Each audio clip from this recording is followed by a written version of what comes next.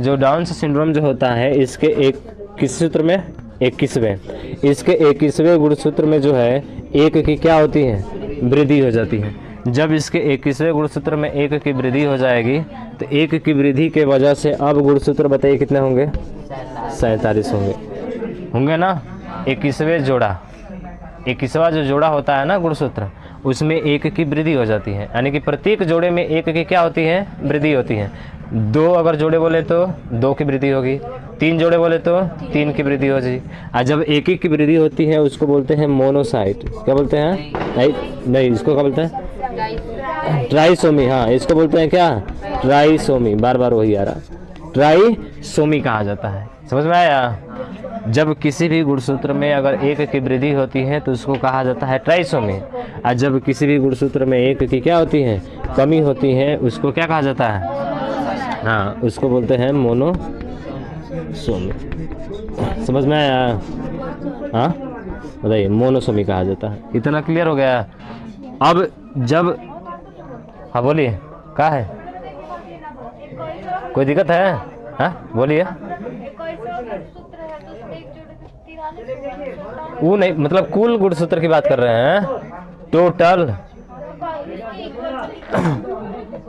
Equal नहीं है, ये तीर का निशान है। ठीक है चलिए, कोई दिक्कत नहीं है।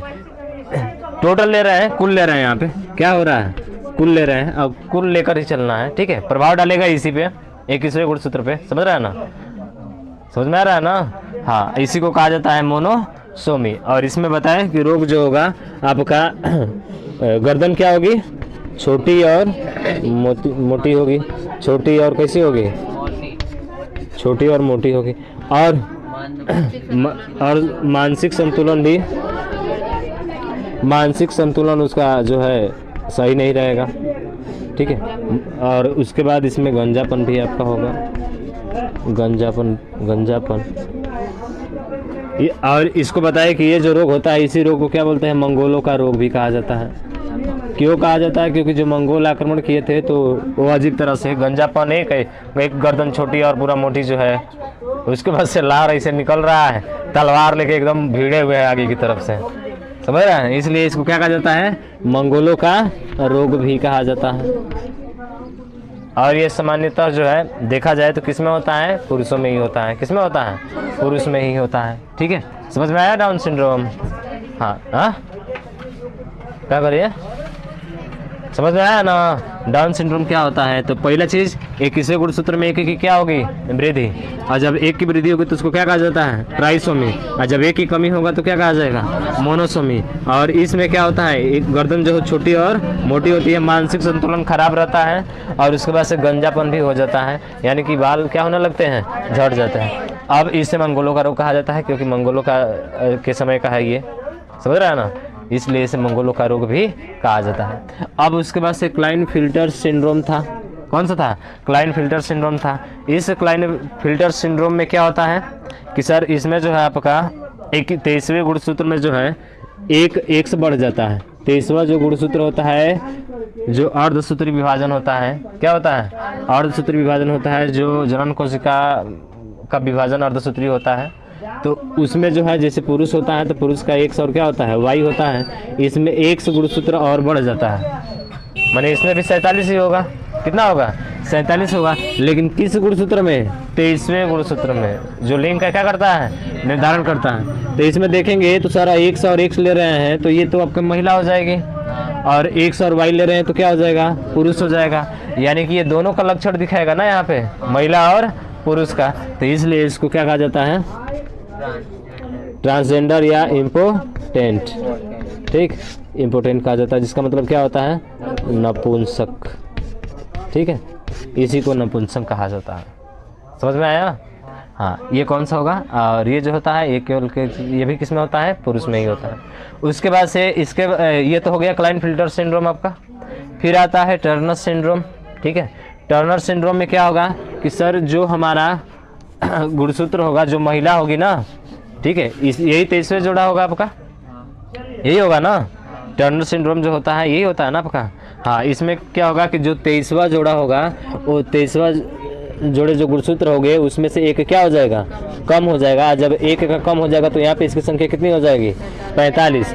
और ये केवल किस में होता है, महिला में होता है। यानी कि महिला में से अगर एक एक्स क्या होता है, खत्म हो जाता है, तो एक एक्स खत्म होगा तो केवल एक ही बचेगा ना। इसका मतलब है कि उसके जनन कोशिका में क्या आ जाएगी, कमी आ जाएगी। समझ रहे हैं ना, जनन कोशिका में जो होता है कमी होता है यहाँ पे, इसलिए इसको नाम क्या देते हैं, टर्नर सिंड्रोम। यानी ध्यान हमें ये रखना है कि इसके 23वें गुणसूत्र में क्या होता है, मोनोसोमी हो रहा है। 23वें गुणसूत्र में क्या हो रहा है, मोनोसोमी हो रहा है। ठीक है, मोनोसोमी की वजह से इसमें गुणसूत्र की संख्या 45 हो जा रही है। समझ गए, हाँ इतना इसके बारे में हमको ध्यान रखना है। उसके बाद अगला है क्या, पटाउ सिंड्रोम। ठीक है, इसमें क्या होगा, तो इस रोग में जो है 13वां, कौन सा, 13वां, जो 13वां गुणसूत्र है उसमें एक की वृद्धि हो जाती है। फिर इसमें भी आपका 47 होगा, कितना हो जाएगा, 47 हो जाएगा।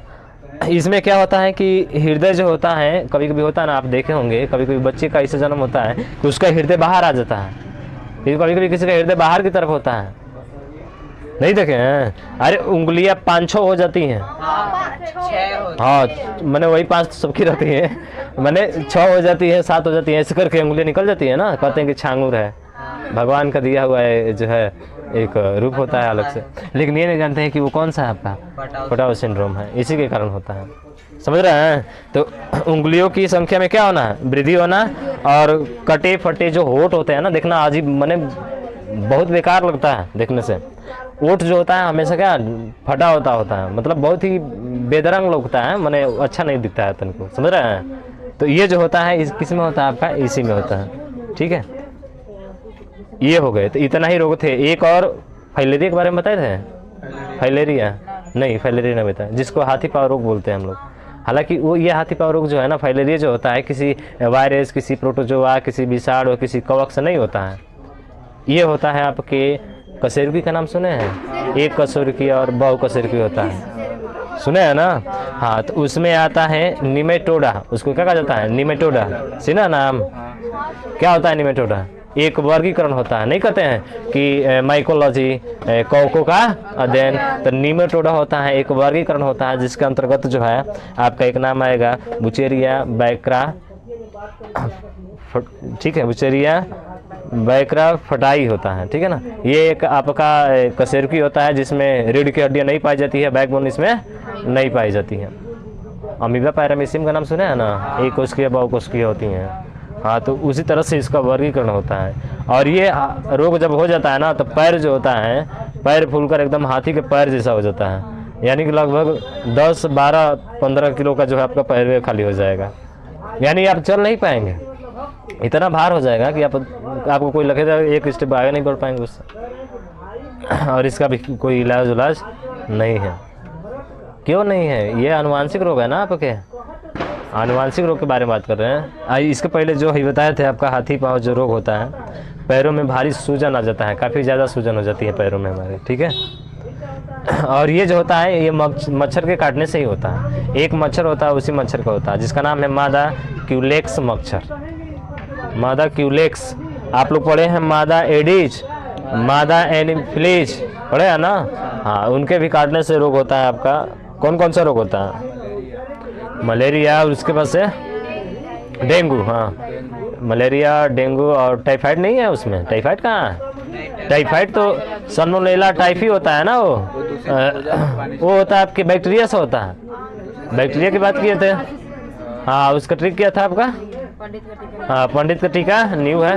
दूसरा ट्रिक क्या था आपका, रेखा हमें हिट करके पहुंचे छोड़ गई। तीसरा ट्रिक क्या था आपका, हाँ गंजा दामाद खाए फ्रूट। और उसके बाद से आपके ये आनुवांशिक रोग। अच्छा प्रोटोजोआ, अच्छा प्रोटोजोआ, पापा काम पर सोए, ये आपके रोग है। बस इससे आएगा, आसानी से आप पहचान लेंगे उसको, समझ रहे हैं। तो ज़्यादातर इसमें टाइफाइड हो गया आपका। उसके साथ साथ अलग से भी रोग हम बात किए हैं ना, तो वो रोग भी आपको याद रखना जरूरी है। ठीक है, तो ये इतना ही था आपका आनुवांशिक रोग। इसी को हमें लिखना है, लिख लेंगे, लिख लीजिए, तब तक क्लास चल रहा है, लिख लीजिए, तुरंत लिख लीजिए ना, लिख ले,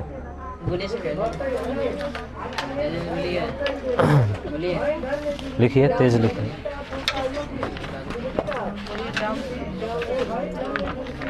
लिखिए डाउन सिंड्रोम,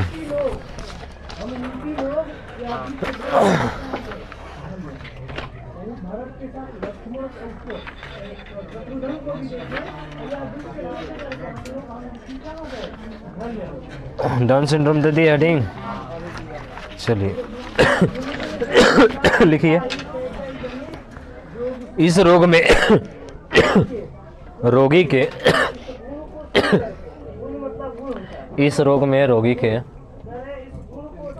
इस रोग में रोगी के 21वें जोड़े गुणसूत्र 21वें जोड़े गुणसूत्र 21वें जोड़े गुणसूत्र संख्या में एक बढ़ जाते हैं। 21वें गुणसूत्र संख्या में एक बढ़ जाते हैं।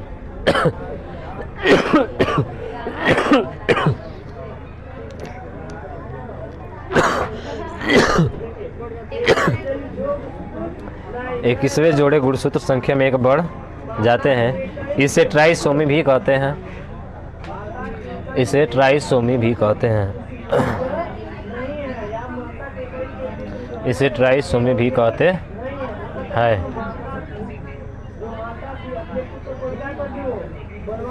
इसे ट्राइसोमी भी कहते हैं। अब कुल गुणसूत्रों की संख्या 47 हो जाती है। अब कुल गुणसूत्रों की संख्या 47 हो जाती है। अब कुल गुणसूत्रों की संख्या 47 हो जाती है। लक्षण लिख लीजिए।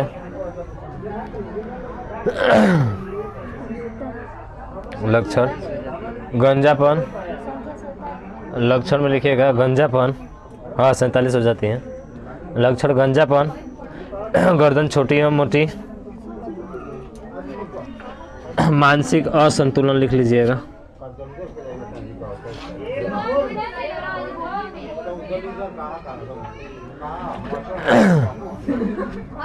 गंजापन, गर्दन छोटी एवं मोटी, मानसिक असंतुलन,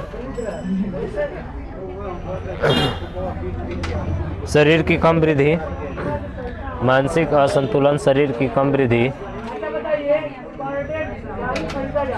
शरीर की कम वृद्धि, इसे मंगोलों का रोग भी कहते हैं। इत्यादि करके लिख लीजिएगा। इत्यादि, इसे मंगोलों का रोग भी कहते हैं।